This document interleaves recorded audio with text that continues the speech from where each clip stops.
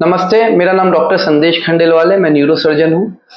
आज के दौर में स्पाइन की समस्याएँ बहुत ज़्यादा कॉमन हो चुकी है, जिसमें सबसे ज़्यादा कॉमन डिस्क प्रोलैप्स होता है, जिसमें कमर में डिस्क बड़ी होने के कारण नर्व में कंप्रेशन आता है, जिससे पेशेंट को कमर दर्द एवं पैरों में खिंचाव, पैरों में दर्द होने की समस्याएँ काफ़ी देखी जाती है।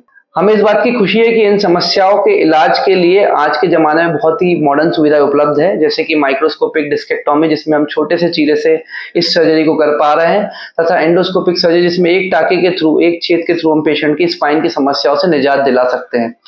और ये सब चीज़ें हम आज की तारीख में दयाल हॉस्पिटल इटारसी में भी कर पा रहे हैं। ऐसे कई पेशेंट्स हैं जिनकी स्पाइन सर्जरीज हमने की है, जो डिस्क प्रोलैप्स से जूझ रहे थे, कैनाल स्टेनोसिस या फिर कई बार स्पाइन ट्रॉमा जो चोट लगने के कारण जो पेशेंट को समस्याएं हुई हैं। इन सब की सफल सर्जरी हम दयाल हॉस्पिटल में कर चुके हैं और आजकल हम पेशेंट को दूसरे या तीसरे दिन चलाने में सक्षम हैं।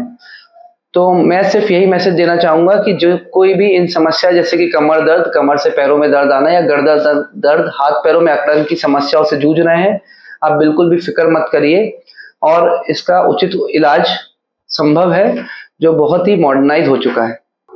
नमस्कार, मेरा नाम शिव कुमार मालवी है। प्रोफेशनली मैं एक बैंकर हूँ। बैंकर की जॉब जनरली सेटिंग होती है। कंटिन्यू सेटिंग के कारण मुझे आज से लगभग 5 साल पहले पैरों में धीरे धीरे दर्द होना स्टार्ट हुआ। दर्द होते होते पेन इतना बढ़ गया कि मुझे बैठते भी नहीं बनता था और खड़े रहते भी नहीं बनता था, चलने की तो बात दूर है। और वहाँ पे मैंने डॉक्टर्स को दिखाया, तब मेरी पोस्टिंग नरसिंहपुर में थी। वहाँ पे पेन किलर और कुछ एक्सरसाइज करने के बाद थोड़ा रिलीफ हुआ, पर पेन बढ़ता ही गया धीरे धीरे। अचानक ही मेरा ट्रांसफ़र सागर हो गया। वहाँ पे प्रॉब्लम और बढ़ गई। वजन उठाने के लिए मना कर दिया था, पर शिफ्टिंग के कारण वजन भी उठाना पड़ा और कमर में पेन, पैरों में दर्द और नमनेस आना स्टार्ट हो गई। नमनेस आने के कारण 5 से 7 मिनट से ज़्यादा मैं खड़ा नहीं रह पाता था। बहुत ज़्यादा प्रॉब्लम होने लगी थी। उसके बाद मैंने दयाल हॉस्पिटल में डॉक्टर दयाल सर को दिखाया। उन्होंने एक्सरे, एमआरआई कराने के लिए बोला और डॉक्टर संदेश खंडेलवाल जी का नाम रिकमेंड किया और बेस्ट ट्रीटमेंट। मैंने संदेश सर को दिखाया। वहाँ पे उन्होंने मेरा एमआरआई एक्सरे करा के देखा और बताया कि तुम्हारा जो L5-S1 है वो अपनी जगह से आउट हो गया है, इसके लिए उसकी सर्जरी ही करनी पड़ेगी। अपना मन बनाने के बाद और वीडियोस देखने के बाद मैंने डिसाइड किया कि सर्जरी सेफ़ है, इससे कोई नुकसान नहीं है।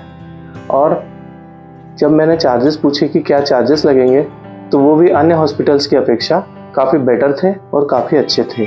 लगभग दूसरे हॉस्पिटल्स में, भोपाल में मैंने पता किया है और इंदौर में भी पता किया, लगभग 3 गुना चार्जेस थे सेम प्रोसेस का।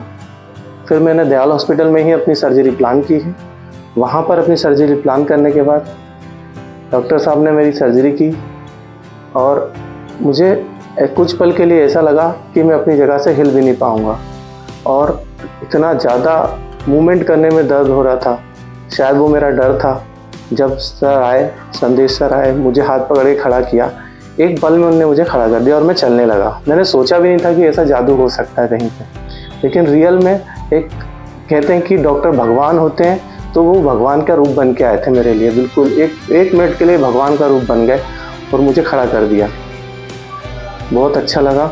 वहाँ पर जो भी स्टाफ है, जो भी हॉस्पिटल्स का एटमॉस्फेयर है, ऐसा मुझे लगा ही नहीं कि मैं घर से बाहर हूँ। मुझे लगा कि ये हॉस्पिटल मुझे घर जैसा लगा। बिल्कुल कोई भी ऐसी चीज़ मुझे फील नहीं हुई कि मैं कहीं बाहर हूँ। मुझे लगा कि यही मेरा घर है। बिल्कुल सेफ और बहुत अच्छा लगा। इसके लिए मैं डॉक्टर दयाल सर का, मैडम का और डॉक्टर संदेश खंडेलवाल का तहे दिल से आभार प्रकट करता हूँ और बहुत बहुत धन्यवाद बोलता हूँ उनको कि उन्होंने मेरी लाइफ बदल दी। लगभग सर्जरी के बाद आज मुझे 2 साल हो गए हैं। मैं चल पा रहा हूँ, नॉर्मली मूवमेंट कर पा रहा हूँ। सारे काम जो मुझे करने थे, जो मैं पहले करता था, वो मैं अब कर पा रहा हूँ। मुझे कोई भी प्रॉब्लम नहीं है, कोई समस्या नहीं बची है। थैंक यू, धन्यवाद।